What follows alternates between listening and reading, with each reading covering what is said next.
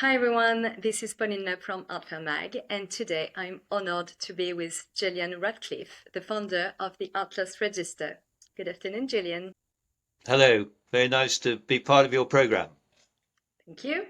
So, Julian, can you please begin by explaining what is the Atlas Register and telling us the reasons why you decided to set it up in 1991? Yes, I claim no credit for the idea. Okay. It was Sotheby's who came to me and said, when I was doing kidnap negotiation advice for multinational companies and insurers, can't you do something about stolen art now you've done something about kidnaps? And I said, what do you do about stolen art? And they said, we have nowhere to check whether a consignor is telling us the truth about their ownership of art and antiques they sell. And they had given a little money to a charity in New York, which had run out of money to set up a database. So we took over that database, got the insurance industry involved, and Sotheby's helped get the art trade to support it. The concept is very simple. If all the stolen art is registered in one place and is checked by everybody who buys, sells, values, insures, lends, then stolen art will not be resold into the market and it will become something that's unprofitable to steal. And so, what is the Atlas Register today? So the Art Loss Register today has 50 staff. It undertakes 350,000 paid searches a year, every search undertaken by a member of staff, because we are the only people who look into the database on behalf of a client. We undertake due diligence searching for 160 auction houses, the 14 top art fairs, many dealers, collectors and museums. And increasingly, I think it's fair to say that the top end of the art market needs our searching and certificates in order to be able to provide the highest level of confidence to buyers. Thank you, Julian. And how do you collaborate? How does the Atlas Register interact with the art market?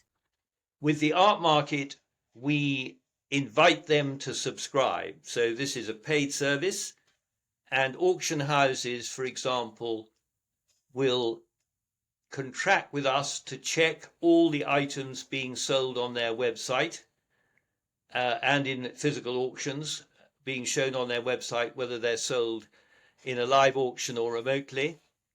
And dealers check before they buy or lend or sell. And we undertake vetting at the major art fairs. So I think it's fair to say that most of the top end of the art market know us well, but we need to penetrate the lower end because the stolen items come in at the bottom end of the market and work their way up. And we want to catch them early before they create lots of problems. Sure. And I'm curious about the achievement you are the most proud of. Is there any memorable recovery case that you'd like to share with us? I can certainly give you one recovery case, but most recoveries are really built on the efforts of 50 staff undertaking all this registration of losses and searches of items coming up for sale or for exhibition. So through that, we are notified of items that are on the database and where the victim or the insurer wants them recovered. And then liaising with the police, we try to make certain that we don't pay too much or pay criminals to get them back.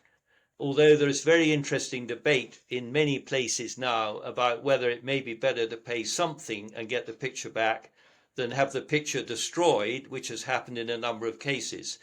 For example, I'm telling a story against myself. I'm trying to get back a Picasso, which is held by a man who nearly gave it to me for $100,000. This Picasso is worth many millions. I refused to pay him. He got Alzheimer's, he's died, nobody knows where he hid the picture. Oh So gosh. that Picasso may never be recovered. So against your wish to have a very successful case, here is an unsuccessful case. But I can give you some successful cases, two of which included the jailing of lawyers, one for 7 years and one for 3 years. And those were lawyers who got themselves involved in trying to sell stolen art. And we have recovered many millions of pounds, difficult to value because I don't know whether one should take the insurance value or the sale value, but we have recovered hundreds of millions of pounds worth of stolen art and antiques. But maybe more importantly, we're preventing the theft or deterring the theft and deterring the resale of much more. That sounds like an incredibly useful resource you have, Julian. And I'd like to know about the future of the Atlas Register. How do you see it in the next years? Over the last 30 years, thanks to the tremendous sterling efforts of these 50 staff, many of whom have been with us for 20 years or more, we have achieved, I think, a position of credibility and respect and market penetration in the art trade and with insurers and with the police, which enables us now to develop all sorts of additional services which the art trade needs. So, for example, if you buy a picture, you do not get the condition reports that have been produced on the picture over the last 20 years. They will stay with the person selling the picture because by tradition they don't pass them on. We want all those condition reports on a central database so that anybody inquiring about a picture of us will be told it's not stolen, and here are the condition reports from 20 years ago which your restorer will need to do the best possible job when the picture needs more attention, a new stretcher or cleaning or recanvassing or whatever. So that's one service. Another service we want to develop is the insurance against a claim coming in for a picture which we have cleared, but a victim did not register the claim on the picture with us. We cleared it. Now he goes against the person who's got it. We want to go and defend our client who did the search with us before they bought it, insuring them against any loss and defending them. So that's another service. The third service, which is now well up and running, is to provide for the banks the registration of their loans, so that a bank, having given a loan, can be confident that another bank won't give a second loan on those items, and that if the borrower tries to sell without notifying the lender, we will notify the lender of an unauthorized sale and hopefully make certain that the proceeds go to the lender. So those are all the sorts of services that we're building on the back of our basic due diligence service. It sounds like full of promises, and I wish you the very best for the Atlas Register. I thank you, Julian, for accepting my invitation and for your clear and concise answers to my questions. Well, thank you very much for having me. Have a nice afternoon. And to you.